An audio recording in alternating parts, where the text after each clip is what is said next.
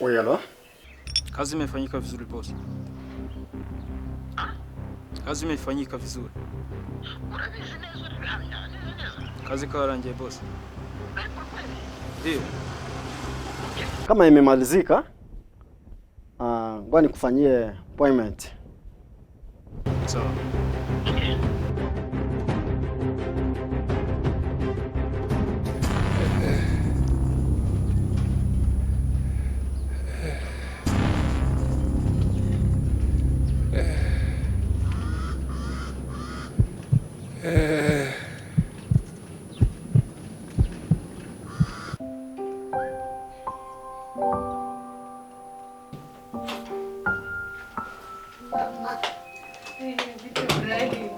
Amakuru yo kwirirwa se wariye bagenda ubikira mu cyumba cy'ibikapu. Esheri biti. Sawa. Meza kisi. Sawa. Nizere ko amahoro. Nari. Amatoye wese. Ndi meza cyane. None se sheri wagiye kuri polisi gukurikirana ikibazo cya Bruno? Ebana nta mwanya nabiboneye. Ubundi se wabibonera umwanya uri kubona amafilime hano muri iyi nzu niyo wirirwamo wabuze umwanya. Wabuze umwanya se wo kujya kureba umwana wacu? Reba amezi 8 arashize. Umwana ntiyari yagira muri ino nzu. Uricaye uratuje ntacyo bikubwiye. Ariko Brian yabuze muri ino nzu. Nk'amasegonda 2 yonyine. Wowe wahangayitse wataye mu mutwe. Ariko noneho Bruno amezi 8 arashize. Ntacyo bikubwiye wabuze umwanya. Ariko ubundi reka nkubaza ikibazo. Ko muri utekereza nkaho Bruno watari umwana wanjye atari njye wamubyaye. Ibyo bikora ku kiko iri koko. Ni wowe wamubyaye pe. Ndabizi ko wamubyaye. None se yari ibyaye. Hago twamubyaranye. Ndabizi ko twamubyaye. None se ibindi bujyamo n'ibiki? Ariko ibintu biwe werekana ntago ari byiza. Nzayamva mu kazi naniwe.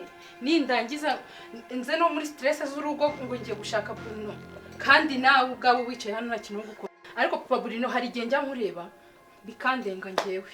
Ubundi wowe baramubyaye hari igihe nawe naricaye ku ntebe yose z'amasohoro. Ubwo ushatse kuvuga ko batari uwanjye ko atari twamubyaye. Hoya nuwawe ariko ntago mwitaho unyangira umwana rega. Ujye umenya ko ari wangize umugore. Agira ibintu nk'ibyo ngibyo. Bite byawe buriya kweri koko. Azaboneka humura.